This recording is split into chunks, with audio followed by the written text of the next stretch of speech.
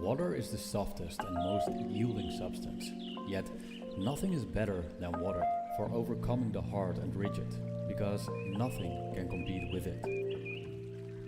Lao Tzu.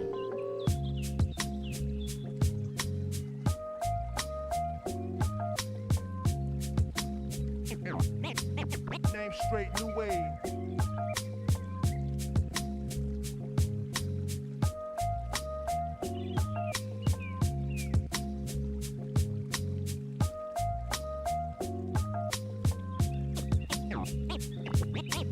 Name straight, new wave.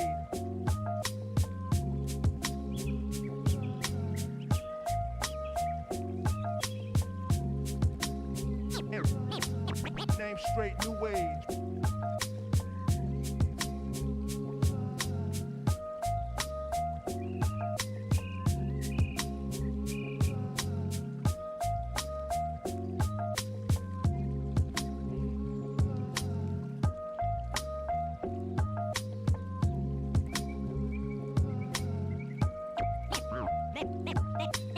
Name straight, new wave.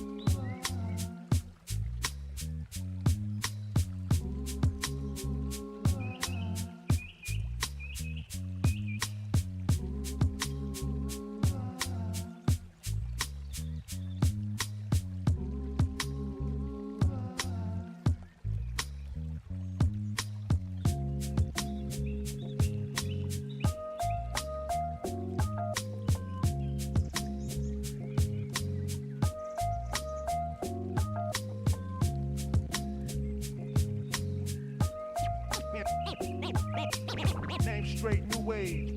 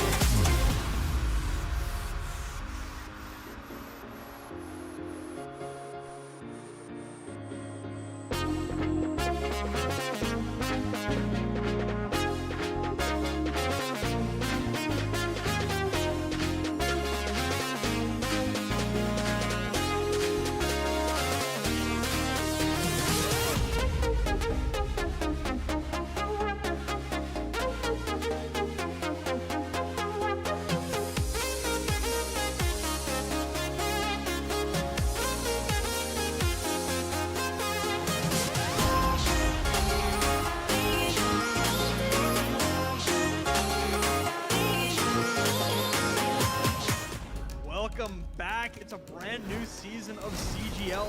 This is just an absolute treat. These players are so damn good. The talent on these teams is undeniable. Everybody on every team right now is making plays. It's going to be an exciting start to the season, and it'll just get better from here on out. We're about to step to a whole new era of Overwatch esports. So much exciting action is happening here on CGL that you do not want to miss. Look who's starting it all off, it's Raven. No one necessarily figure out what is the right way to go just yet. What a nice roll through from Peyton. It's just gonna solidify everything for Mythos. Does come back, and Arsario gets the mech, but I don't need a mech. I'll kill 4 anyway. This is just a highlight reel for Arsario right now. They're making a statement in the EU Masters here. This patch is still incredibly fresh. There's so much to learn, so much to change about the way we play the game. NKC, but the shatter is colossal. Let's get it going. Trades keep coming through. Laura, you're gonna be able to find these shots true. Idu on the overclock with 2. Here comes an Anvil immediately to back like fine skills, slicing and dicing their way through 2-3, so back and forth.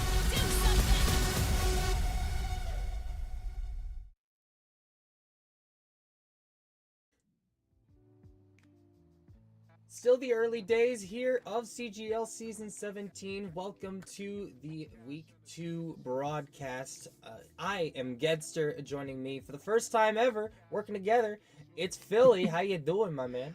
Oh, I'm elated to be back for the CGL. Took last season off, but raring to go for this one. We've got 5 new heroes. Not available this week, friend, but, you know, there's a lot of action to be had here in week number 2. Yeah, this is going to be the last week of CGL where we do not see those 5 new heroes you mentioned. So, yeah, Mizuki, Domina, Jetpack Cat, Onron, and Emery all off the board for this week. But look to next week if you're hoping to see a little bit of action potentially surrounding those new heroes. Probably mostly Domina and Jetpack Cat from what I've gathered, because those two kind of ridiculous. But this week, we get one final taste of competitive play pre-new heroes here in 2026's first season. I am very excited to be bringing this match to you because it is going to be a heater. Week 2 NAGM tier is going to be between Lindenwood Academy and Camazotz. It's lit. Now, we did have another match earlier today on broadcast. The EU match that we had between EMC Chimera and Invaders was a 3-0 in favor of Chimera. But hopefully, we get something a little closer. Hey, it is a Saturday night, and what better way to spend it than some watching competitive Overwatch, hanging out with some friends in the CGL, and just having a good time with it. So yeah, if this goes the distance, by all means, let's check out the map pool. We will have just Nepal as our pre-selected map here to get us started. Yeah, Nepal, obviously one of those maps that, nobody dislikes this map, right? And if they do, they're wrong. Yeah, it's as simple as that. It's as simple as that. Nepal's a classic, been around for a long time. Not a shock that we are going to be starting here whatsoever. Now, bans are going to be coming through in just a moment here, but I am very curious to see what both of these teams end up rocking out with, because I mean, again, we've got some very game-changing characters that we simply cannot play this week. So I imagine we're going to be seeing a lot of the old guard returning. Vendetta, Sojourn probably going to be very prominent in today's match. 100%. And I was doing a little research on Camazotz, and they're the first one banning here. And when they played earlier in week 1 against Hashira, they lost that 3-0, but they looked pretty good. So I'm excited to see how they play today. But they banned Sigma first on Control. It was Oasis in week 1. I'd be curious to see if they do the same thing or if they adjust their strategy. This time they take out a Lucio, which is very surprising because that is what Synarchy's, that's what they play all the time. So they're kind of hamstringing themselves, but they've done some research for Lindenwood. They know they have some prolific Antler on Lindenwood is really good at the Lucio, so kind of limiting their hero pool as well. So it's kind of that tick for tack you got to be aware of. Yeah, I mean, sometimes you got to be willing to take a piece that you are comfortable with off the board in order to enable your own strategies or potentially disable the strategies of your opponents. Now, Lindenwood Academy here, collegiate squad out of Lindenwood University. This is their, as obvious from the title, their academy team here in the GM tier. But I am very curious to see how they play this one out. Genji is going to be their ban here, so Lucio and Genji both off the board for this first map. The tank category untouched outside of Domina, of course, but going into this one, I mean, what do you think we might see here? I mean, especially with Genji and Lucio off the board, I would not at all be surprised if we saw the Sojourn Vendetta I mentioned earlier with the Zarya. Yeah, that's especially on these kind of control maps where everyone wants to just group up and fight. It's a constant battle, tug of war over the point. You got to have people that can sustain, and Vendetta can do that. Yes, her minor perk got some hit to the lifesteal if folks decide to go that route in this patch on Friday, but I don't think that'll diminish her value too much, especially with that Zarya bubble facilitating the dive. This Genji ban, though, very interesting for me, just because Kirby on Camazotz, a fantastic Genji player. That is their favorite character, their most played character, and I wonder if they're trying to hamstring Kirby in this one. But I mean, Genji in Control, that's okay, but he's better on some of those maps where we can get some of those flanks and surprise people with the dive. So yeah, but to your point, my friend, this is just going to be an all-out slugfest to get us started. More than likely. Let's take a look real quick at our lineups for both of these teams, because I mean, you've already brought up a couple of very important, crucial, key players here, and I'm very excited to see all of them in action. We got Hammer, we got Sora, we got Crazy Art, we got Antler, we got Bix here, all playing for Lindenwood Academy, all students at Lindenwood, and you pointed out Antler. Do you think there's anybody else we need to be paying particular attention to here? Sora. Definitely going to be one to look out for, especially if they are piloting this Tracer. Can be very lethal, pestering the backline. If you don't have Lucio Kiriko combination, then you might have to pick somebody that's a little bit more stagnant, less mobility. That's when Sora can shine. So definitely somebody to look out for. My concern is for Crazy Art, a good tank player. They might want to go Junker Queen. I don't know how I feel about that right now in this meta. So let's see if they kind of go with the standard or go for the Queen in this one. But I'm curious to see Camazotz lineup. Let's bring it up. Another stacked roster here, and like you said, they struggled a little bit in week 1, looking to make something different happened here in week 2, but we got Dez, we got Kirby, last night Femsick, and Synarchy. The lone Canuck in the lobby, as far as I can tell. Nobody else on the team has their nationality listed, but Synarchy is apparently he's the only one I see that listed as Canadian here. So brethren from up north. Hey, it is NA, so hey, that's True. North America. I'm all about it. The ping hopefully isn't too bad. Hopefully they're staying warm up there. But I'm looking at Femsick most in particularly as the main support. Iliadi, one of her favorite characters. We saw that get banned out in their previous set. I wonder, there's some targeted bans going there, but there's a couple of substitutes to highlight as well. Mainly Shadowy is their other tank player who plays Sigma very well. They might switch him in depending on the map that gets chosen. So look for Shadowy to kind of emerge from the shadows, so to speak, as this series progresses. But right now, we're heading right on to the Shrine to get us started. I liked that call, emerging from the shadows. That was good. I appreciated that. Appreciated that one a lot. And you know what else I appreciate? The fact that we are swiftly, promptly getting into map number 1 here. We are going to be starting out on Shrine. Not a huge surprise. Words are difficult today. my apologies. Words are a little bit difficult. But right off the bat, we're seeing some... obviously, there's opportunities for swaps here, but not really what I expected to see here, Philly. We're seeing the Sigma from Crazy Art last night on the Winston. Not a Vendetta in sight. Yeah, very interesting. I wonder if folks have kind of figured something out with the symmetric. No, it's just going to be the quick teleport onto the point there. But Sora on the Tracer, that was our highlight player in the roster section. So definitely take a look at them. But Kirby is going to have to keep them in check on the flanks, utilize her range from the airs to make sure that Tracer doesn't pester the backline too hard, because Bix is going to be vulnerable. Definitely going to be one of the primary targets for this DPS line. Lindenwood Academy starting off really well here, just by stationing the Sigma on the point, and there's really not a lot that Camazotz can do about that. The pressure is just too much. They can't get the initial capture, or really any initial contest, and they just haven't moved in on this one. Eventually, last night goes in, leaps forward, it takes a lot of damage. Kirby eventually the first one to fall, though. Bix with a very nice headshot onto Batiste. Maybe a support character, but that guy can put out ridiculous damage. Yeah, that triple round burst rifle does some sick work, but I think that's actually to the benefit of Camazotz, because last night was trying to probe in with this Winston, dive in, dive out, but who's the primary diving target? This is almost like a bunker comp of old, my friend. It's very difficult to find the squishy target for you to eliminate a lot of people with maneuverability and sustainability. So last night, gonna have a really tough task ahead of them. A very difficult composition to play Winston into, for sure, and that's why. I mean, part of it is that frankly, I don't think that was a very good leap. I don't think that was a very good engage from last night there. But another part of it is just, sometimes you just leap into a Winston, not into a Winston, into a Sigma and a Bastion, and you get melted down. It's really as simple as that.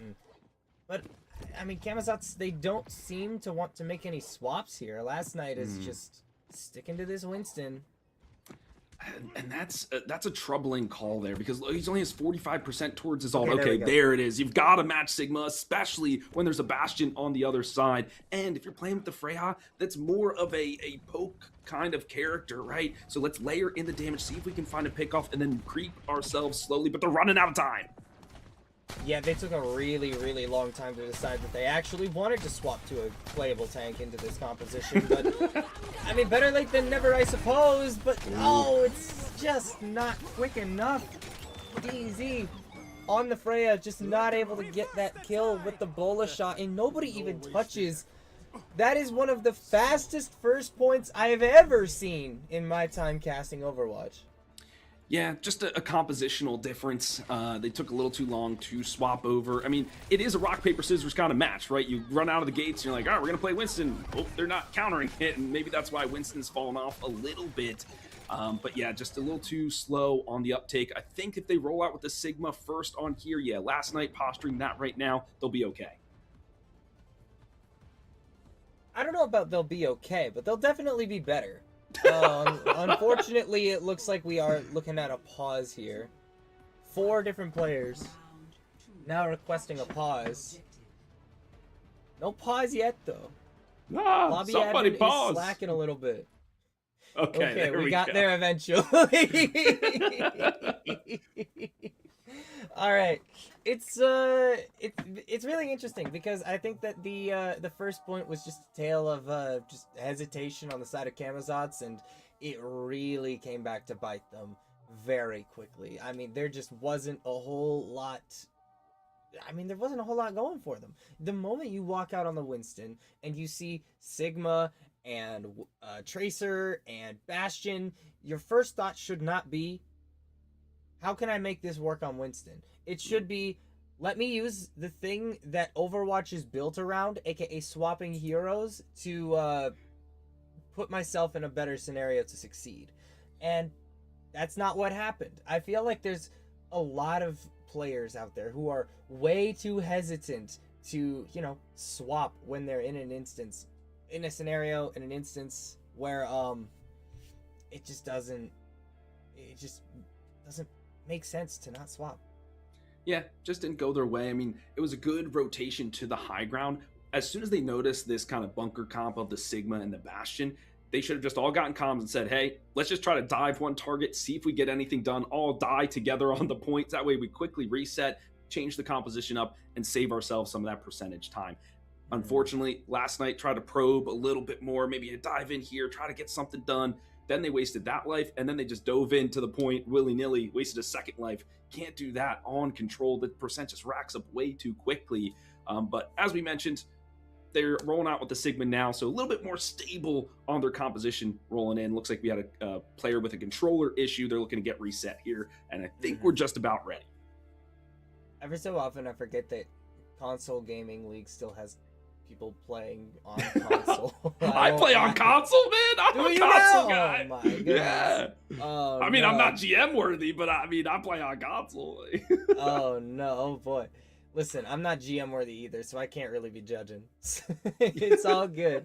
It's all good. But it does look like we are going to be going back into the game here. We did have a disconnect from last night, which means he is going to have to reset all the way back at spawn. Unfortunately, this gives Lindenwood kind of an automatic positional advantage here because they'd already done the complete rollout, and now it's just a matter of getting in on this one. And now we see Camazotz going with that Zarya Vendetta composition that works so well and has worked so well for so many teams and so many players across every level of play. Unfortunately, they are not able to get anything going right off the bat with that one. Sora on this Tracer, your highlight player, finding 2 kills right off the bat, and Antler finishing off the Vendetta on the point just to ensure Lindenwood gets the first capture. I mean, that was a beautiful angle from Honeybee, our observer here today, just to highlight the backline of this composition. And so Dez, their goal is to really pick out that target, which we notified is going to be difficult. Went onto the Baptiste and didn't get the full combo off before the lamp came out. They might be going for it again here as they're diving in once more. And I feel like they're maybe being a little bit too hasty with these dives on the Vendetta. You put the bubble on, and sure, she goes in and is safe for a little while, but I mean, she just gets forced off the high ground by the Bastion form. It doesn't matter what bubble you have, it will get melted, and so will your entire team. It's another fight win for Lindenwood. Yeah, and I was looking at Kirby on the Cassidy, and I was just saying, all right, what is his role here? Really try to keep Sora at bay from the backline, but he needs to be putting some pressure on the opposing backline as well. He's having difficulty finding those off angles to put the pressure on, make Binks even more uncomfortable. They need to be looking every which way for this dive to work. They're getting caught up in this chokehold now. Percent taken away from it. Yep. Out goes the cannon from Bastion. Ultimate coming out to play, not finding any eliminations, but the entirety of Camazotz is very low on HP, and eventually Sora and Hammer are both going to be able to capitalize on that. That's a clean team kill for the side of Lindenwood once again. I mean, in Camazotz, they only have one ultimate. They have one. Bensick might be able to get the orbital right here, but like, it's just been complete dominance from Lindenwood so far. Yeah, I applaud the effort of trying to get this Vendetta dive going, but Linwood Academy fully prepared for it. They have created this great composition now, the amplification matrix, really to prevent anybody from walking through the choke against the artillery of the Bastion. No can defend against this, so much damage. Yeah, it's cooked. It's cooked. Dez is dead. Synarchy is one. Crazy Art goes down though, so there is a modicum, a tiny amount of hope for the side. Never mind. You gotta touch though. That's the first rule of Overwatch. Touch the point to trigger overtime, but it won't be the case. And it's a quick wrap up for Lindenwood. Great round in chat, but it's a 2-0 for map number 1. Really stellar stuff that we're seeing so far from Lindenwood Academy. It's been, I mean, I think it's safe to say that was dominant. I don't think you can describe it as anything else, really.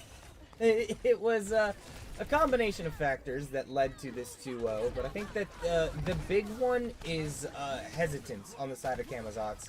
And, I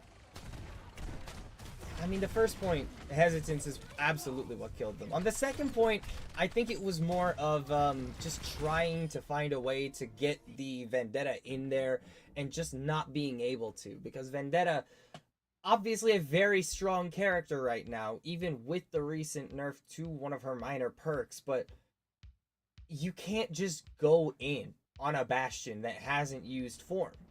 You need to be able to bait that out somehow, and you need to be able to, like, play this game without, like, just losing every single engagement, because it felt like there was not a decision made by Camazotz on that first map that even could have led to a map win. Yeah, they put a lot on Dez. They said, okay, buddy, get in there and deadlift the squad, try to get something done, and then everyone else was just like, I guess we're here. Which led me to my thought originally about Kirby on the Cassidy. I understand some of that defensive capabilities that character provides, but I think to your point, you need to whittle away the resources, the lamp, the art, the machine gun form, whatever it is, from the backline of Lindenwood. They didn't have anybody else putting that pressure. You need another dive character, a Sombra, dare I say it, another Tracer, something to really force out those abilities. They were just a one-way street, very linear in their approach and their game plan, and it was easily read by Linwood. Yep. I would also have loved to see, if you really wanted to stick on the hit scan roll, I think a Sojourn would have been great in that instance.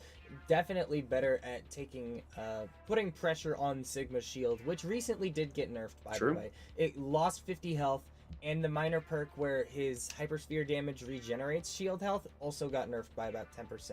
Went from 50 to 40%. So Sigma, still a very good character, but less able to constantly have that barrier up. And I think, first of all, good change on the Blizzard devs part. Second of all, you need to take advantage of that when you're playing against a Sigma. Like, you have to. And Cassidy can do something like that by, you know, just fanning the hammer on the shield at range, but that's not always going to be enough damage pressure on the shield. I really think you needed either another dive character, like you were saying, Philly, to pressure the other heroes around that team, or to go Sojourn.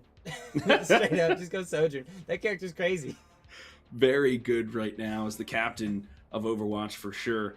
So, okay, they lose game number 1. Sometimes dominate control is just not your map type. Maybe you need some of those more tactical game modes with you know, escort, etc. So it is the map choice now for Camazotz. Do you think they go for push? Do you think they go for hybrid or escort? What are your thoughts? I have absolutely no clue. Just toss something out there. Yeah, I am going to guess that we go to Flashpoint here, because Flashpoint typically tends to be one of those modes that people are very comfortable with going to early in a series. They don't like... a lot of people that I've talked to don't like going to Flashpoint later in a series for various reasons. Personally, I think it's good to get it out of the way pretty quick, and it looks like I'm right. It looks like I am correct, everybody. We're going all the way to New Junk City for this one. I do find it interesting that New Junk City is the pick here, though, because Suravasa feels like the much more popular pick than New Junk City. It always has been, even like pre-rework, post-rework, it's still been less popular than Suravasa. Yeah. Ever since Atlas came out, I don't understand why people dislike Atlas as much as they do, but that has become like the new least favorite Flashpoint map amongst the community. But New Junk City, it's one of those maps that I find very interesting. For sure. And I am personally a fan of New Junk City. Love that map. But from a competitive standpoint, I think you're right in terms of Saravasa. A lot of teams have more practice plays and there's better routes where you can be coordinated. Whereas New Junk sometimes can feel a little chaotic out there, which I guess fits the lore, right? As it being the apocalyptic wasteland that it is. Thank you, Australia. Yeah, absolutely. So yeah, definitely a interesting map choice, but we already know that Camazotz doesn't always necessarily play by the rules. They're just going to throw some wrenches at you and see if you can handle it, see if you can dodge it. So, okay, New Junk City. Now we go into the ban phase. Be curious to see if they ban out that Sigma, knowing that Shadowy is still on the bench in their roster. I don't know that Sigma is the prevalent hero on your mind when you're going to New Junk City. Typically, I would expect more like brawl tanks, like a Ramatra, or maybe even if someone's feeling spicy, a Reinhardt. But like Zarya is the ban that gets. Zarya is the ban for Camazotz here. Unsurprising, really. Yeah. I mean, when they tried to play Zarya and Vendetta on the previous map, it didn't go amazingly well, but I mean, maybe they just want to take that option off the board for both teams at this point. And it makes sense.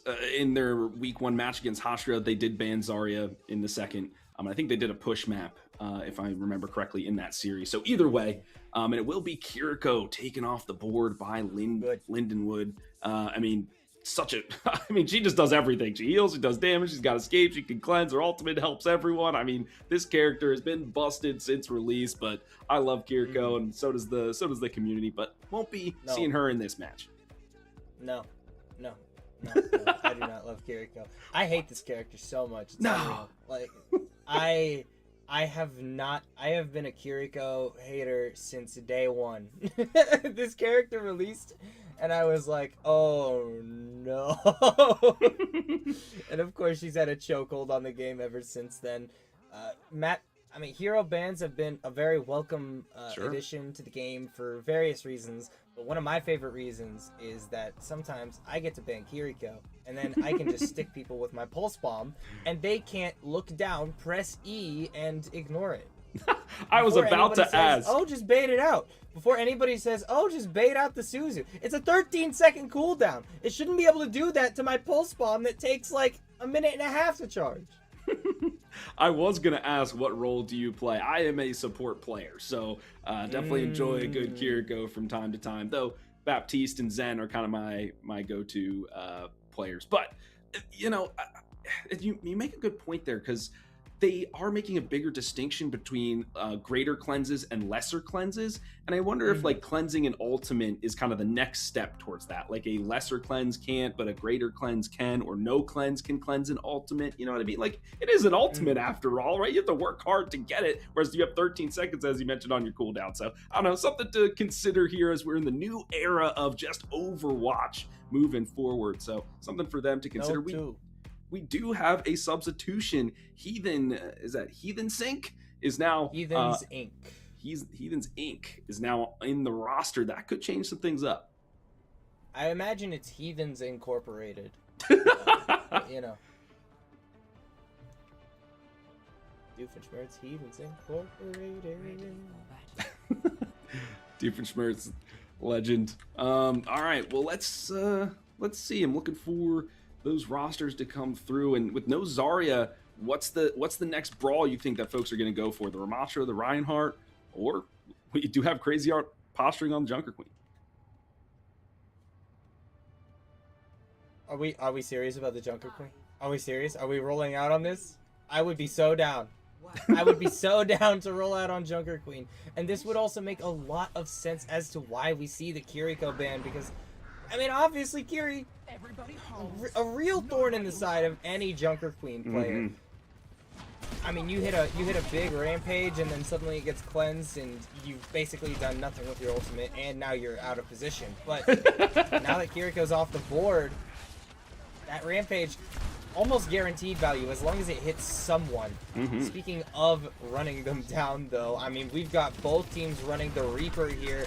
Hammer on this Bastion once again. Something tells me we're likely to be seeing this hero for a whole lot of this series. Last night, the first to fall in this fight, and eventually the first capture goes the way of Lindenwood.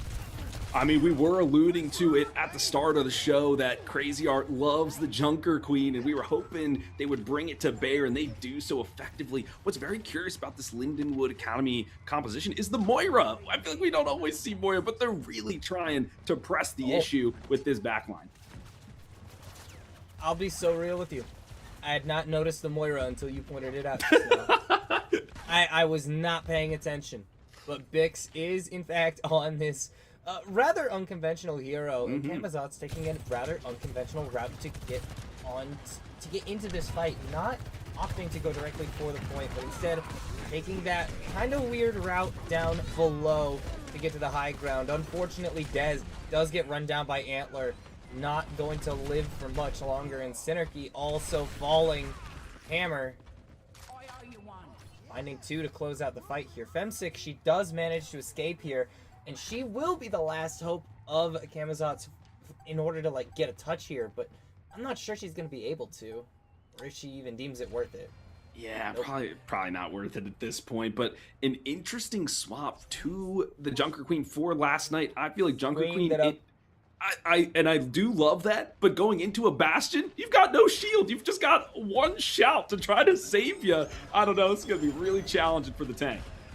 Yeah, I think a lot of this next few fights falls on the back of Dez to be able to, you know, hit shots consistently, do that chunk damage to Crazy Art, and that is not what happens here in the first fight on second point here.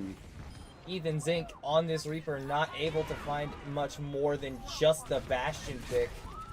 And, I mean, Shirley goes down here. Yeah, Crazy Art just running down the Reaper. No fear in his heart whatsoever. And again, Lindenwood with the first capture. So, I like the Reaper mirror, and we were talking about cleanses and things like that. I mean, now that the Shadow Step has been nerfed and it's a lesser cleanse, that if he does get hit with the Rampage, he'll still bleed out, right? Even if he Shadow Steps, it'll be, like, he'll still take the damage? We'll find out here. Ooh. A big Rampage for the side of Lindenwood Academy. Everybody hit by it falls very, very low. Femsick manages to escape. Synergy doesn't die either. But I mean, it's just one button and Linden would have won it. They don't need to invest any of their other resources. And Camazotz, they tried. They put in a Death Blossom there. It just wasn't enough. And you can't heal yourself with the Death Blossom either, so ultimate just kind of, you know, not well spent, and that's perfect ult economy for Lindenwood. If you're winning a fight just on one ultimate alone, you can now win this next one and expend 2. Here we go. Dez finding the opening pick now onto Bix. That's exactly what they needed. The overclock comes in clutch, and Dez does fall down, but I mean, the entirety of Lindenwood now out of the picture. And you've got Femsick going back to get this now May back to the spawn room? Question mark? What? I mean, May? I kind of like it. You can block off the Bastion, and you can also pin in the Junker Queen. She has no mobility tools, so if you can really, that's going to be the target. Looking for Crazy Art and trying to eliminate him quickly. Yeah, but you're going to need to do that very quickly and efficiently, and that's already not going to be the case. Femsick drops the beat successfully, but it only hits onto herself. And eventually the entirety of Camazotz will fall. That is a flip and a second point here for Lindenwood Academy. That's tragic. And to kind of like break down this fight, we have to go back to the previous fight because only Coalescence was used. Antler was able to hang on patiently to their sound barrier, and they knew they could utilize that as a re-engage tool or a save for Crazy Art should it come to that, and it did. They survived through some of what Camazotz was putting on the defense. They just bowled them right over, capped the point, got point 2 now on the board. They're looking for the third. And they are in a pretty solid position to do so here. Last night, utilizing that rampage, and it does connect onto Hammer, but Hammer not falling quite yet. Still very low, but eventually it is Femsick to find 2 kills in the fight. Woo! Very, very crucial near the end. What a play from her and Dez. Both of them finding 2 apiece, and now that's finally a first capture for Camazotz. Absolutely massive, and we know Dez is a good player. We know they can hit the shots. They just need to have the time and space to do it, and I think playing with the May, but as soon as we said it, dead. Sorry. Commentator curse. That's 3 kills for Hammer. That's a point flip for Lindenwood Academy. Die on point, everybody, because we are only going to be getting 34% if we're Camazotz. Yeesh. Yeah, friend, there's nothing to break down. It was just we're running at you as fast as we can, and we just killed you quicker. That's about it. Easy as that. Yeah, there just ain't much to say sometimes, but Hammer definitely has something to say right now. Out goes that artillery. Doesn't find any eliminations this time around. Camazotz doing a very good job of avoiding that. Blizzard goes down, doesn't appear to have frozen anybody up though, and Femsick, despite the ultimate investment here for the side of Camazotz, is the first to fall in the fight. More players are going to follow in the immediate seconds afterwards though. And I mean, that's just the entirety of Camazotz going down once again. They literally only have 1 fight left to keep their hopes alive on New Junk City, and they've only got the Death Blossom right now. Maybe a sound barrier if Femsick can charge it up. Sora utilizing the Death Blossom in the backline. There is a touch onto the point here, but Dez has gone down to Bix's Coalescence. Femsick also out of the equation, and eventually there is just no one left to touch the point. Lindenwood Academy 5-0 in point score right now, 2-0 in map score. Sheesh. And that was an extended fight, right? There was 2 contests towards the point, and Camazotz, they had to do it. Otherwise, they'd lose the map. And I love the way that they set up that first round of engagement, Lindenwood. They utilized the artillery strike to kind of pin Camazotz in that top area over the flats, and then set up with the Rampage. The Rampage connected onto all 5. Fortunately, Dez went into the ice block, kind of cleansed that up, so speaking of cleanses. But the Rampage getting massive value without the Kiriko on the board, as you said. From there, they used 2 ultimates to win that fight, had both support ultimates waiting in the bank. As soon as Camazotz came in, they had the sustain and the firepower to finish out the fight, and it was all said and done from there. Lindenwood Academy just, oh my gosh, immaculate so far in this series. They look really good here, but Camazotz, a couple missteps here and there have just cost them a lot. I think that one of the big things on this map in particular was Dez swapping away from the Sojourn after such a phenomenal usage of that overclock to win the team a fight, and then swapping over to the May, which really did not get that much value going forward in New Junk City. But I mean, map 3 ahead. We are going to be going to a quick break. When we're back, we'll know where we're going, we'll know who gets banned, and we will potentially know who wins this series.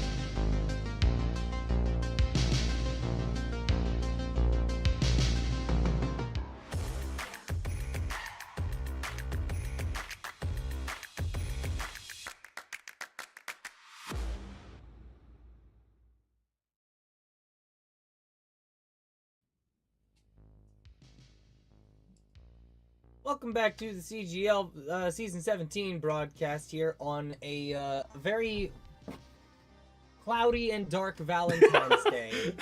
I had to actively look out my window and see what the weather was like because I had nowhere to go on Valentine's Day. And if you're here, neither did you. I did have somewhere to go, and that's to be with you, Fred, in the booth. Some CGL action. Yes, sir. Can you even see out that window? It's so stacked up with Right- Funko Pops. right- Right now, yes, I can. Well, there's only 6 Funko Pops. There's only 6 only of them 6. right here, right?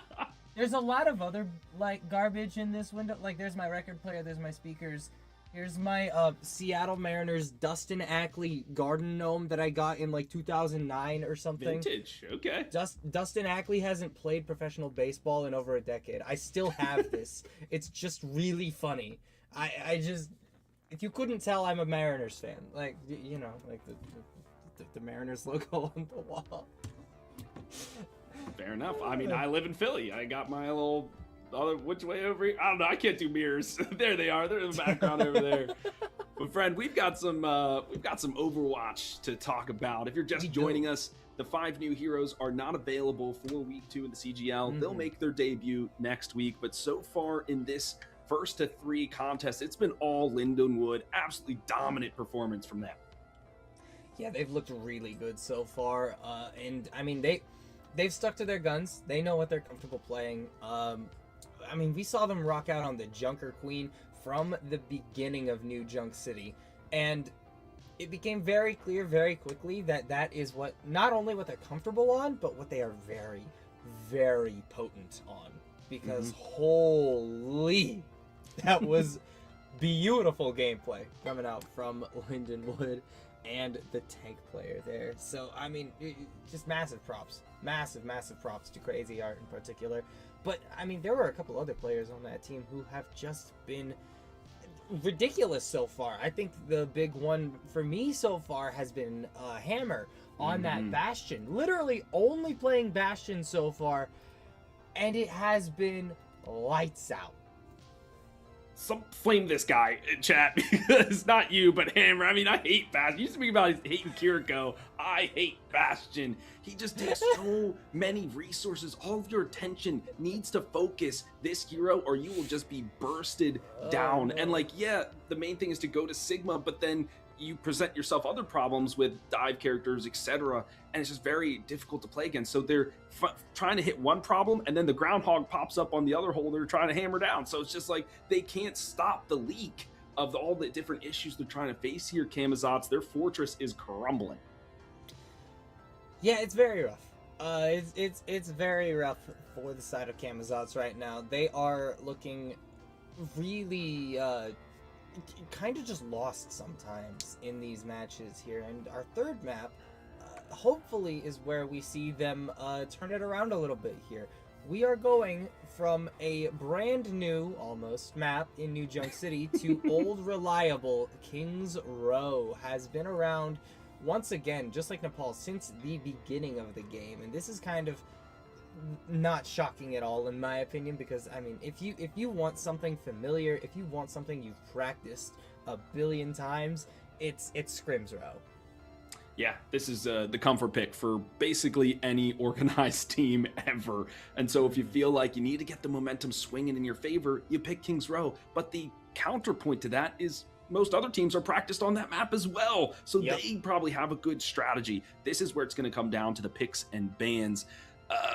We saw that Lindenwood, they banned the Kiriko knowing they could set themselves up for the Junker Queen on New Junk City. So very intelligent play, but it will be Camazotz who are banning first. In week 1, they banned Lucio during the third map. Lucio's already been banned once, so they have to switch it up here. Yeah, the alternate approach is going to have to happen here, and it looks like Sigma is going to be the ban. I actually do quite like that, because when you ban Sigma on this map, it forces, and I mean forces, rush. Like, there is no other approach that we are going to be seeing here, more than likely. It will probably be the Zarya, if you were to ask me, but I would not be shocked to see Ramatra. I would not be shocked to see Lindenwood run out with a Junker Queen because we've seen how comfortable they are on that hero. But Cassidy is going to be the other ban here on this map. Now, I do say Junker Queen wouldn't surprise me, but maybe it actually kind of would, because now that I think about it, Kiriko's still on the board here, and Cleanse is going to be a problem for that hero in particular. So Zarya probably going to be the one here, but Lindenwood banning Cassidy does lead me to believe that it is going to be Zarya and Vendetta. Yeah, definitely makes sense to me. And the thing is that Lindenwood can also play this because each team will get a chance to attack and defend. And I am hyped to see how Lindenwood does the Zarya Vendetta dive combination. I think that'll just be so lethal, so oppressive, and just pin Camazotz down. There won't be able to do anything. So, but whoever loses or whoever wins that previous map, they get to choose if they want to be the attack or defense first. So I don't know if we got to see who it will be on the attack on this round. Kirby back in, by the way, for the side of Camazotz. Not entirely shocking. I mean, you were pointing out at the beginning of this that Kirby is extremely comfortable on that Genji pick, and Genji on the board this time around. We're not going to have to deal with a ban of that hero moving into King's Row here. So it will be probably like just a very comfortable comp for both of these teams. And yeah, Lindenwood rocking out with Crazy on the Zarya, Sora on that Vendetta. Hammer this time, though, for the first time in this series, not going to be playing the Bastion. Instead, moving over to the Sojourn. A slightly more consistent hero, I would argue, than Bastion is. I would argue better overall, but I mean, Hammer, it remains to be seen how Hammer plays this hero, how well he plays this hero. I am very curious to see. Yeah, and I think this makes a lot of sense. There's a lot of different flank angles and things that you can attack the Bastion from. There's not just necessarily that straight up choke point that a lot of people run down through. So having somebody more versatile that can take some of those off angles on the defensive side for Lindenwood makes a lot of sense to me. For I was about to call him Head Rammer. Head Rammer, I love you, buddy. I was thinking about you now that I'm seeing a Hammer on the board. A good rotation here to start out for Camazotz.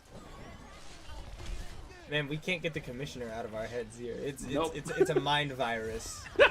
He's always watching.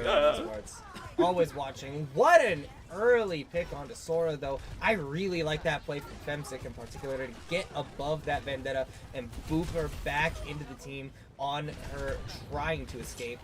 Hammer also goes down here, but last night, maybe in a little bit of trouble here, playing as this diva, trying to fight a Zarya. Eventually retreats back to the point and should be fine health-wise. Yeah, it does get topped up. Camazotz, they've started to take capture point here. Awesome, and this is a wonderful change in tempo from Camazotz that they've been lacking throughout this series. Finally, they put the pedal to the metal down, but Kirby, the hero of Dreamland, he is lifting the team up. You weren't lying. This Genji's nasty. This Genji's crazy. Crazy Art will eventually also fall. Does take Dez out on his way out of this mortal realm before headed back to the spawn room. But 5 minutes, just over that, is what Camazotz has now to push through Streets phase. And I mean, they don't have any ultimates online quite yet, but they're coming up on this Diva Bomb. This Railgun is not too far away. The Overclock, excuse me. And Kitsune Rush should be online before the end of this fight. And they have some time if they want to do an economic push, right? If they want to just poke a little bit, get some of those ultimates, farm some of those healing charges, etc., then go in with a good combination play. They can certainly do that, and they're getting space. It's not like they're not moving this cart along now. We're getting the fight in earnest. Sora in trouble. Sora was super far forward there and eventually does get cut down, but not before Antler is able to find Kirby somewhere in the midst of that fight as well. This Lucio finally coming into play a little bit and putting on a highlight. That's a really good pick to find at the beginning of a fight, but unfortunately for Antler, not able to save Hammer, his Sojourn player, from falling to last night's Diva. And that cart's been moving forward literally this entire time. Has not been stopped, has not been halted. Now, Camazotz has a couple of tools that could mean they capture at the very end of this one without much resistance at all. I mean, even the game was telling him to stop the payload because this thing has been inching forward, slow and steady, winning the race. Now the overclock's used in tandem. It's Hammer to try to get something done. Hammer is now looking for any shots, but Last Night eats the grab! Ooh, The grab no longer on the board, and Sora is out of the equation here. DPS for DPS though. Kirby also going down is massive, especially since he nearly had that blade. But it may not end up mattering anyway. Bix and Crazy are instantly falling. Antler finding it the proper time to use that sound barrier. I'm not sure it actually was. All you need to do is clear this Lucio off the point, and you have just captured second point. 4:33 now to get to the end of the map. Blistering pace here from Camazotz. As we were saying during the map selection phase, this is the old reliable, the tried and true. A lot of people have game plans on how they want to operate on this map, and Camazotz showing their stuff right now. I'd be curious to see if Hammer switches to the Bastion. I feel like in point 3 can really be effective here, but it will be Crazy Art to go to the Diva first. It's a like for like. Yeah, I mean, Crazy Art on the Diva, Sora now on the Sombra as well. Character that doesn't see as much playtime these days, generally seen as a little bit weaker than other operators. I've been casting too much Siege. Other characters that, you know, do some similar things, you know? Typically you see more Tracer. Typically you see a little bit more Genji, a little bit more, like, Echo here and there even. But I do think Sombra still has a place in this game, and I am very intrigued to see if Sora can show that off here. So far in this fight, not a whole lot happening, but eventually a hack does come through onto Last Night, forcing him off the high ground. Essentially just keeping the positioning kind of even, but I mean the cart's still moving forward for Camazotz here. 43 meters and gaining. Now Kirby finding the first pick on the Antler with that Dragon Blade, but it's a 2-for-2 trade. The only healer left on the field is Femsic on this Lucio, and I don't know that it's going to be enough to keep that Diva standing, especially not in the face of a Sombra who successfully hacked you and is dealing a whole lot of damage. 3 minutes now remaining, and this might just be... No! Okay, Last Night gets out with the help of a very well-placed Suzu coming out from Synarchy. And now, just under 3 minutes, and a lot more ultimates on the board.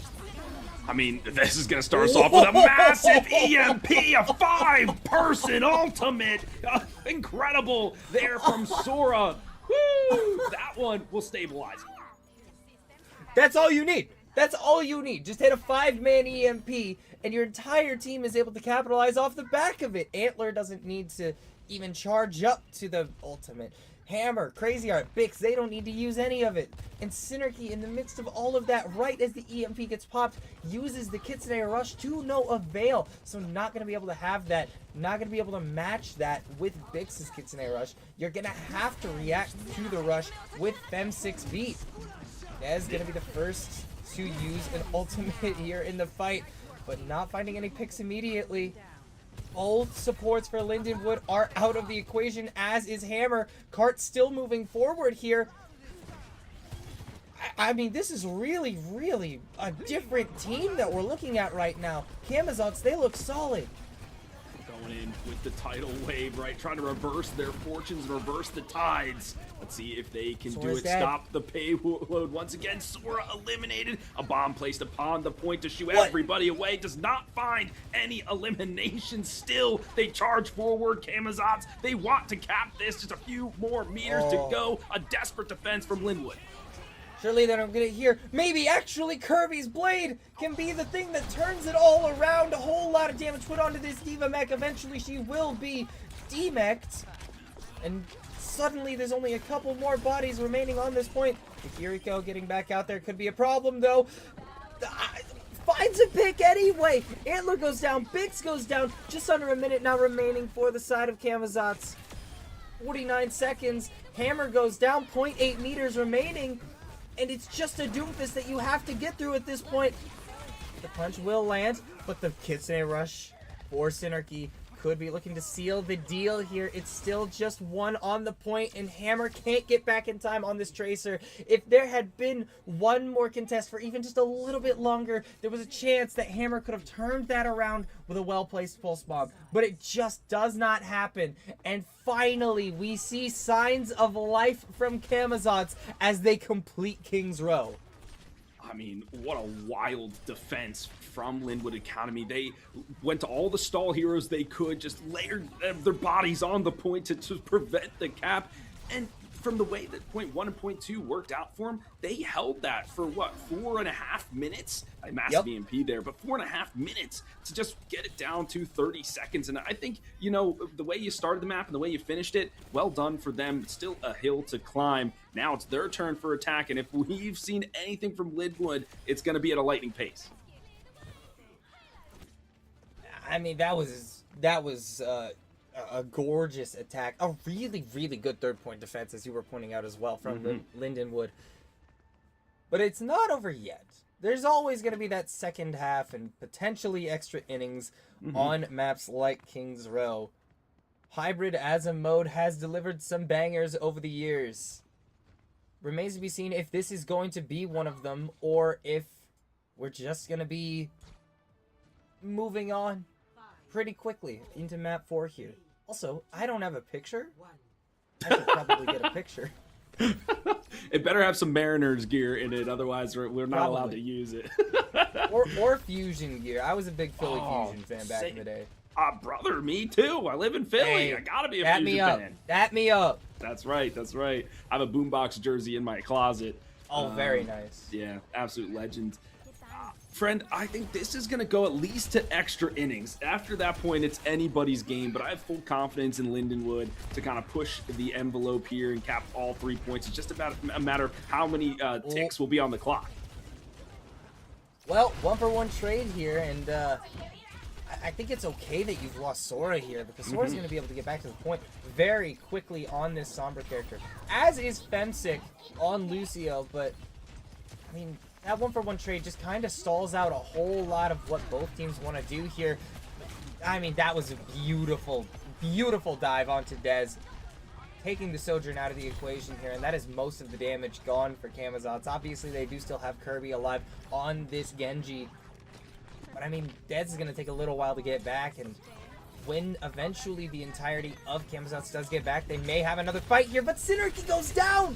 That's just all of your sustain completely gone here. Now, a little bit more percentage, and Lindenwood will be moving into Streets phase. There is no contest. Crazy Art does not opt to jump onto this point here. Or, excuse me, Last Night does not opt to jump onto the point. And, I mean, that just as swiftly as Camazotz did it, Lindenwood takes first. And they have more ultimate charge, so they can, and we've seen what they can do with their ultimate economy. On the flip side, Camazotz, not much in the bank for them to utilize. Okay, a Diva Bomb can be good, but oftentimes utilized just to get a second life there. So this is going to be a battle of ultimates for sure, but I love the way that they're utilizing Sora to be sort of that scout and kind of facilitate the dive even more, pick out a target with the hack, and then blow them up. Really good coordination right now from the attacking side. Looking amazing right now, and still shoving this one forward to the best of their ability. Bix is going to be utilizing this Kitsune Rush just to enable the fight a little bit better, and I mean, the pick onto Synergy is just perfect. Finding that opening, finding the ability to just completely shut down the opposing Kiriko and continue the push moving forward, especially right before she charges her own Kitsune Rush, just beautiful.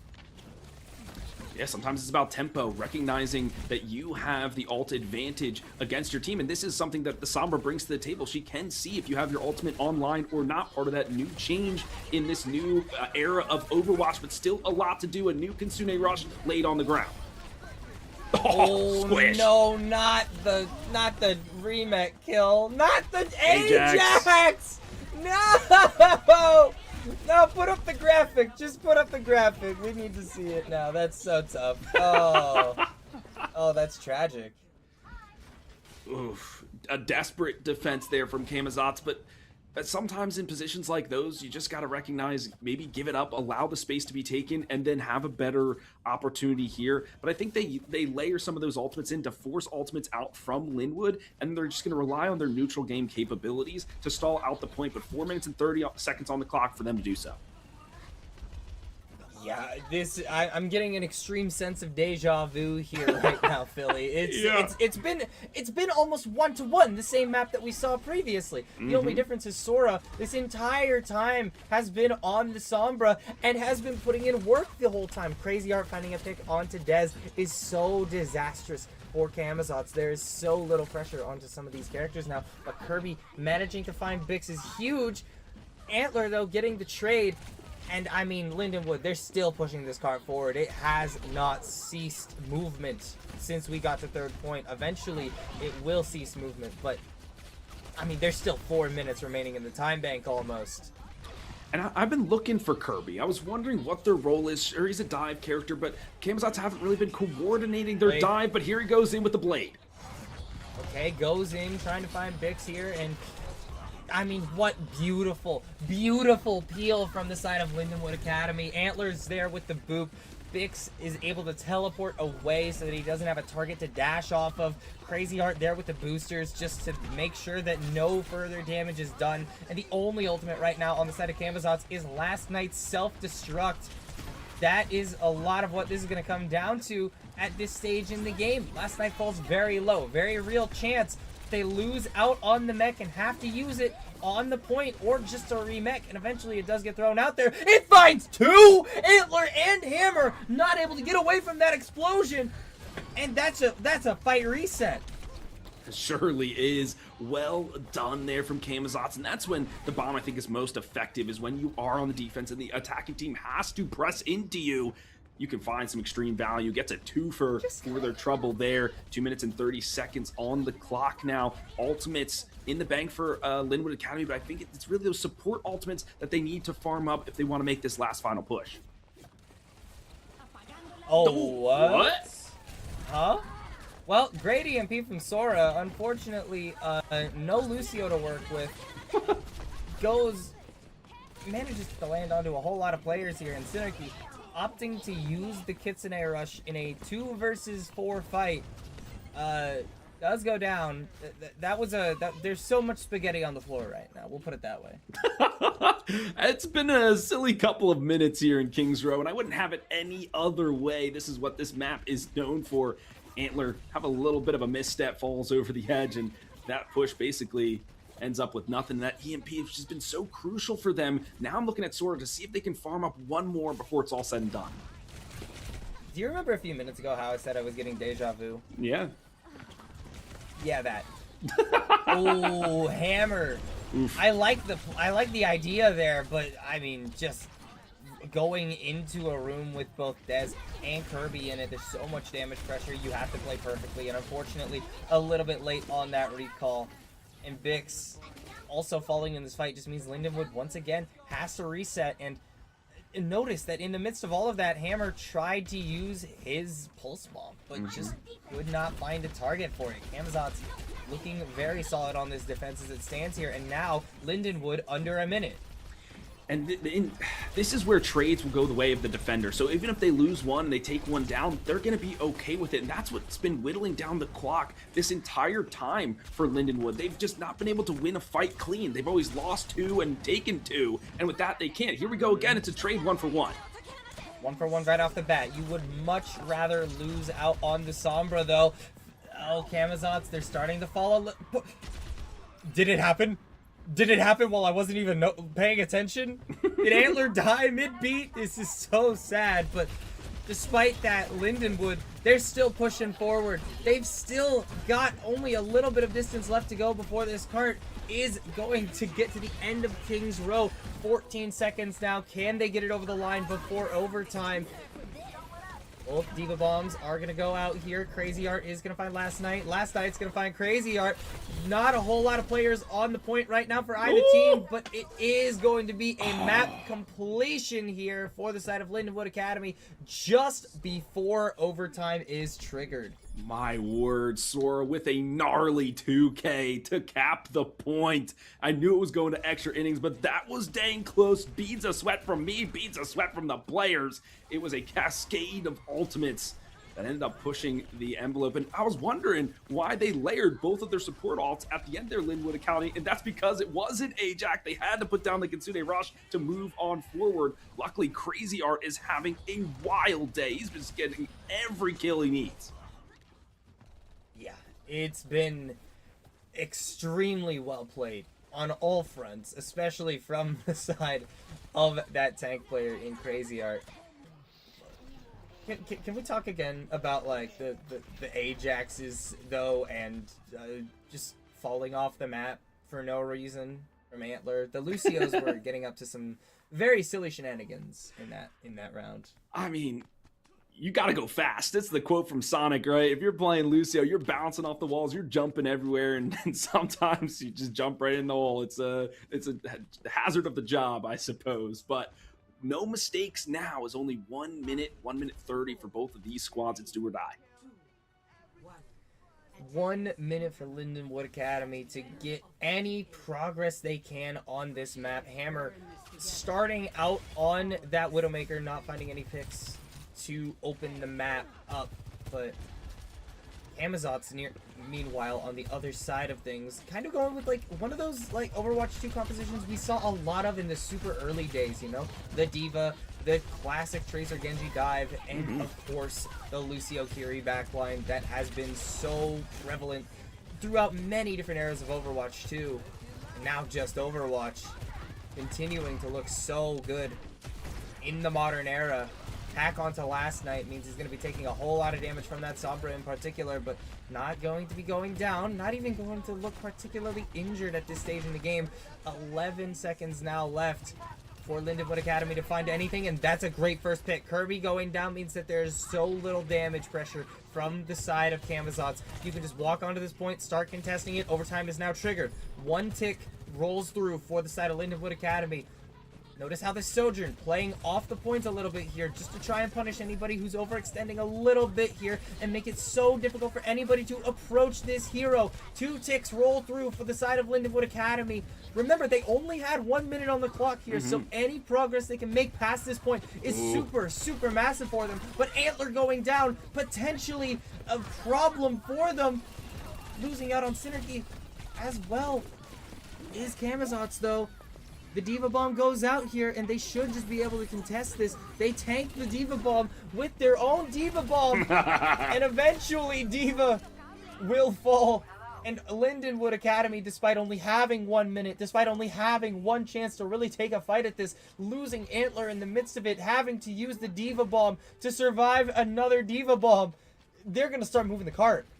Diabolical there from Linwood, just to laugh in the face of that desperate bomb there at the end. But the strategy that they're employing is Sora is solely focused on targeting last night with the hacks to make sure that the Diva Matrix cannot absorb and get that extra shield from her perk, etc., which then forces Synarchy to pump in all the healing. And while that happens, Hammer can pressure the other DPS and they can't get any healing because Lucio can't dish it out as quickly as some of the other supports, and then they fall. Now they have a numbers advantage and they can find the opportunities they're looking for, but here is a good one to start. That's a great one to start. An amazing EMP from Sora is just going to completely shut the door on Camazotz's defense here at the first corner of Streets phase. And I mean, they're just going to keep walking forward with this one. Lindenwood, though, they do maybe expend a little bit too much on this fight, in my personal opinion. Maybe EMP beat and Rush was a little bit too much. Yeah, I can see the panickiness of it's like it's overtime, it's extra innings, it's like we might not get another chance. Just make sure we win this fight and get as much progress as we can. Let's hold forward and just sacrifice our bodies to just try to get it as close to point 2 as possible. They do have an overclock available, but it's going to be a Herculean effort for the side of Hammer, but at a massive opening pick. That's so huge. Getting the Lucio out of the way just means that you're going to walk onto this second point for free. But what are you going to do about Kirby's blade? This is a problem for you. But Synergy and Dez also falling in the immediate aftermath. Kirby does not get anything more than one elimination with the Dragon Blade. Last Night falls, and just like that, Lindenwood, they've started to move through third. I mean, Camazotz, they jump over point 2 to attack the overclocking hammer in full force and then allow the point to get capped, and as they come back, their backline has already been decimated, and then there's just a clinical elimination one by one from Lindenwood. They are rolling through this. This has already been such a stellar push for just 1 minute being on the clock here. Sora finding a hack up top, but does get taken out of the equation. Femsick finally finding a beat that connects onto a couple more players. Huge impact plays coming up from the Camazotz main support right now, and Antler will be the next to fall in the fight. Dez not being here may not even end up mattering, as a couple more players from the side of Camazotz maybe are able to find picks here, but Synergy goes down and more distance is gained for Lindenwood Academy. Losing out on your Tracer does suck, but it's not something you can't overcome. The bomb does get thrown in by Camazotz, but Crazy Art is able to survive that one. Another bomb comes in, no remet kill this time. Sora going down once again though. No damage pressure for the side of Lindenwood Academy at the moment with Bix, Sora, and Hammer off the board. They do have a little bit of point presence here, but with Crazy Art finally going down, Antler finally going down, this will not go any further. This next round will be the last one of King's Row one way or another. But what an absolutely ridiculous push with 1 minute in the time bank. Yeah, that was insane. But the fact that Crazy Art keeps living, keeps surviving, keeps moving the cart forward cannot be understated. Camazotz needs to do something to stem the bleeding that he is putting onto their team. Lindenwood Academy has made that adjustment by basically sicking Sora on the side of Last Night. Camazotz, they need to do something else. Kirby, for me, has just not been as effective. We only call his name when he's going in with a blade. I mean, you gotta have more impact than just waiting for your ultimate. There's something else you need to do. Camazotz, they're on the attack now. Let's see what they can get done. And suddenly, the time lead that they had feels negligible. It doesn't feel like it matters at all here. That extra 33 seconds felt real nice initially, but like, it only really would have mattered if you'd been given, you had held them to like at least 1 or 2 ticks on the first point, right? There's no way that this extra 30 seconds is going to matter for anything other than if you lose the first fight and need to take a second one. Yeah, and Lindenwood is kind of setting themselves up for this kind of anti-dive composition with the Brig and the Ana backline, so they can poke from range, right? But if they do get dove upon, you shield bash, you sleep them, you put the nade on them, and you take them out quick. So I'm looking for this backline to really be the facilitators in this upcoming engagement. Yeah, but I mean, right now they're having a hard time keeping a lot of their players alive. Bix is going to be the first to fall in the fight. What an excellent initial dive coming out from Camazotz here, even if Dez does end up going down. But Synergy also falling here? Are we kidding, Hammer? Finding 2 in a moment like that is absolutely crucial, and it just continues to be a problem that for the side of Camazotz. But Kirby on this Genji finally putting in some pretty major work in this neutral phase where he doesn't have the blade to work with, and they're going to capture this point with a minute, like just after a minute of this push. They do still have 30 seconds before overtime is triggered here. Realistically, how much does that matter though? It doesn't. They're gonna have to push in overtime to get to where Lindenwood ended up getting to on their initial or their secondary attack. Yeah, it was a nice dive, though, from Camazotz. Well coordinated. They picked the right target in the Ana. She's the most vulnerable, especially because you have to hit those skill shots to be effective. It will be Hammered to go down to start this fight. And that's a really nice first pick for Camazotz to be finding here. Hammer has been one of those players who has just been a constant problem, a constant source of damage here. And last night, I'm not sure if that was a remake bomb or if that was like a tactical decision or something like that, but I think it might have been a remix bomb. I genuinely am not sure, but any way you slice it, that is no longer going to be a tool available for Camazotz.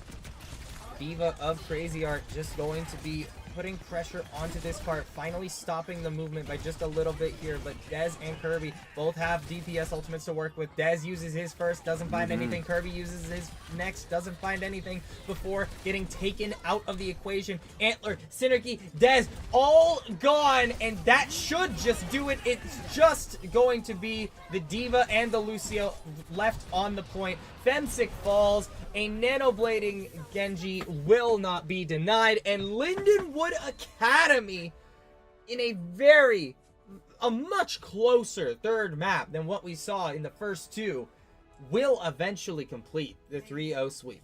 Wow, that got my blood pumping, folks, and I hope it did for you.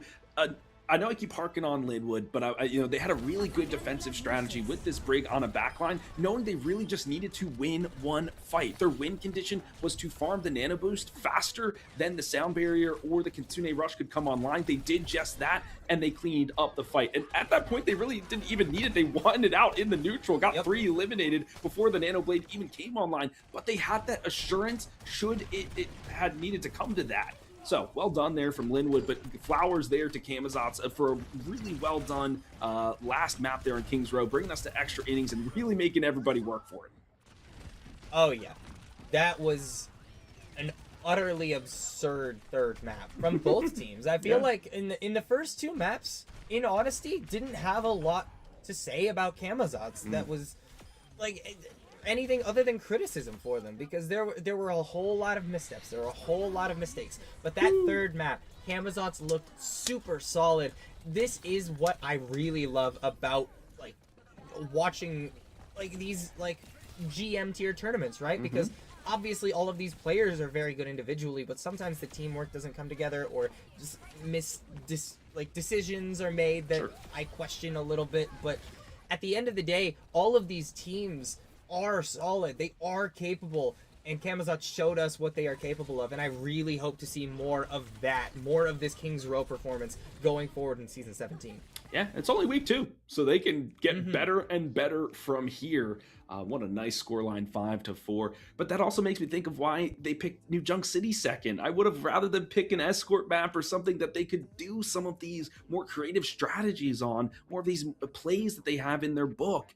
But it will not be the case. It will be Lindenwood to take it in 3. They are now 2-0 on the season. Definitely a team to watch, folks. Definitely a team to beat here in the GMNA rank. Now, my friend, I think we have an interview that's coming up. I believe we do. Not sure what player we're going to be bringing on for an interview from Lindenwood Academy, but we do love to do our winners interviews here on broadcast here at CGL, so we are going to be doing that in just a few minutes, so please don't go anywhere. We're going to be going to a quick break, and then when we come back, we will have our interview and we will wrap up the broadcast for the evening. Cash and the ticket is yours.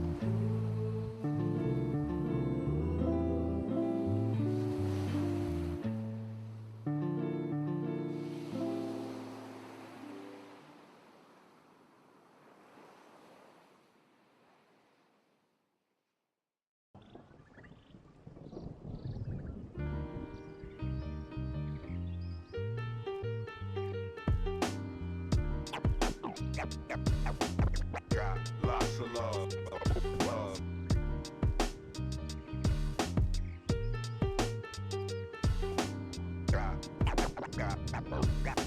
Got lots of love.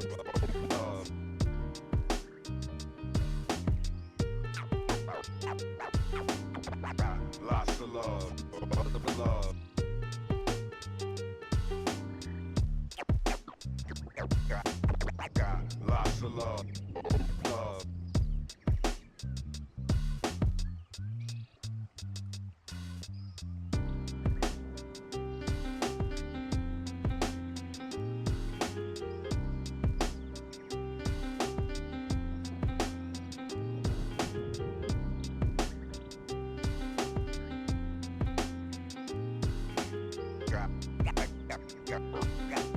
Got lots of love.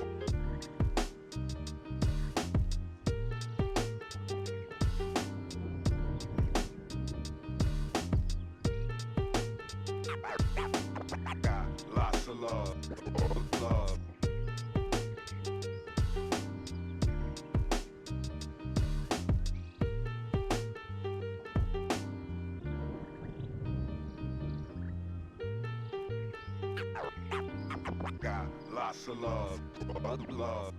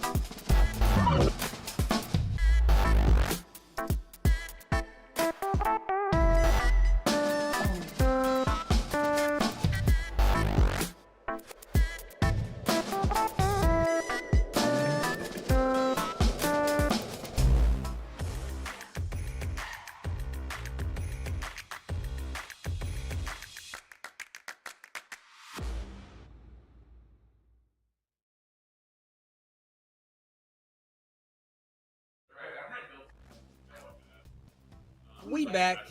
We got Sora, DPS player for Lindenwood Academy here. First of all, congratulations. Thank you. On your win today. It was a very, very clean first two maps, and then a very difficult third map, but you guys got it over the line in the end. How you feeling?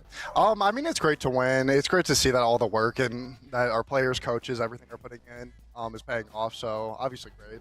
Winning great. Yeah. Love to hear it. Love to hear it. Now, first question for you. It's mostly just about you guys as a team. Obviously, you guys play for Lindenwood University. As the academy roster, I assume that means like you're just like one step below the main roster. Yeah. You're so like tantalizingly close to it. So tell me what that environment is like, as you know, just generally speaking. I would definitely say it provides like a very organized structure for us, which is very nice, and it gives us always somebody to look up to and compete with. We all have like our respective counterparts, obviously, so the fact that they are better than us gives us something to look forward to, gives us something to push for, and gives us, like, our team specifically, we always want to compete with them, so it always just gives us that extra edge. Excellent. So I've got some, and I love that little dive into your locker room space, and so I appreciate you opening the door for that. But I want to talk some more about this match. I've got my notepad here. I've got some things to talk about, especially on Kings Row. I think that's where more of the action happens, so to speak.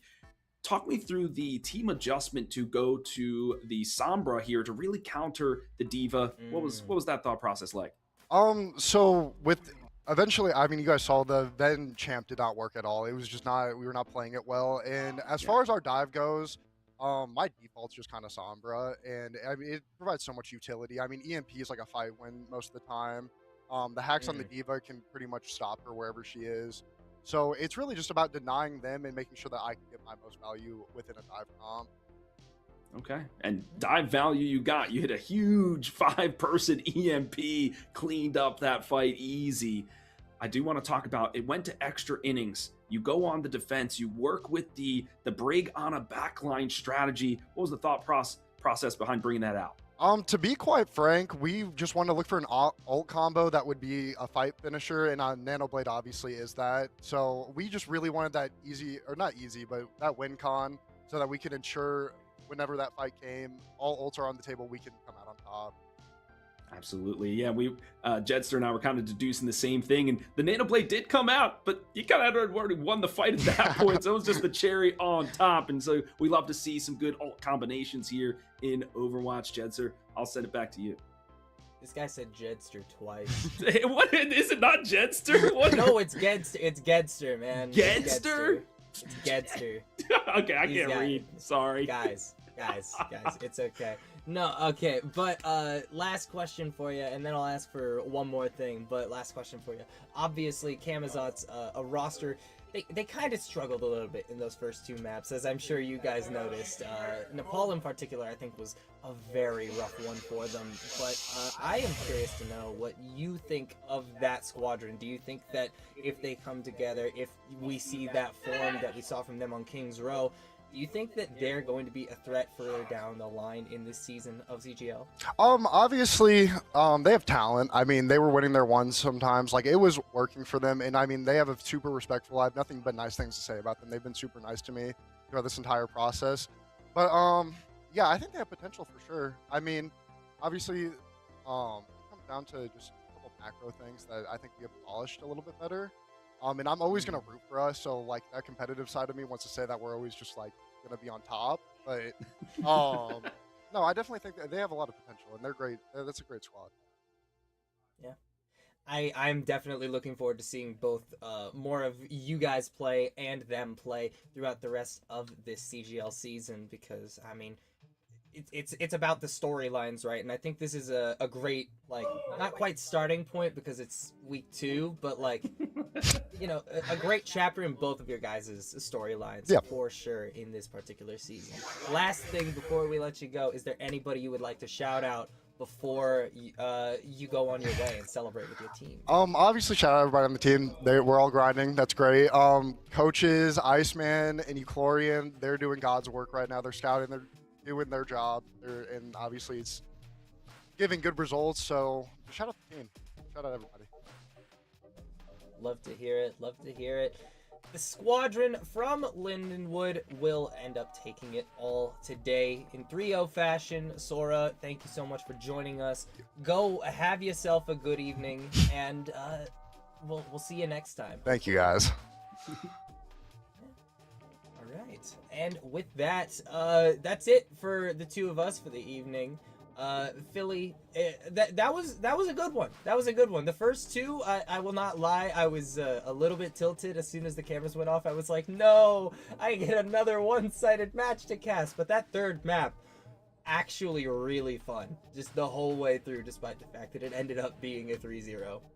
That's what we live for. We live for some of those clutch moments, those the highlight reel kind of plays, and we saw those in spades. We saw Ajax, we saw people jumping off the edge, we saw huge ultimates from both of these squads. So an electrifying match for sure. Glad that Hippie was there to get some of those replays, Honey to get some of those observing angles, and of course you, my friend, for casting alongside with us. It's been a fantastic night. Yeah, it's been a lot of fun. This was the first time you and I have casted together, Philly, and I gotta say, I'd be happy to run it back. Likewise. I'll get the name right next time. This guy right here, he's crazy. The right way? Nope. He's crazy good. There you go. Can't do mirrors, man. I can't. But again, that will do it for us for this evening. Thank you all so much for watching CGL Season 17. Please come back for future broadcasts across all of our divisions and regions. And have a good night, everyone. See ya.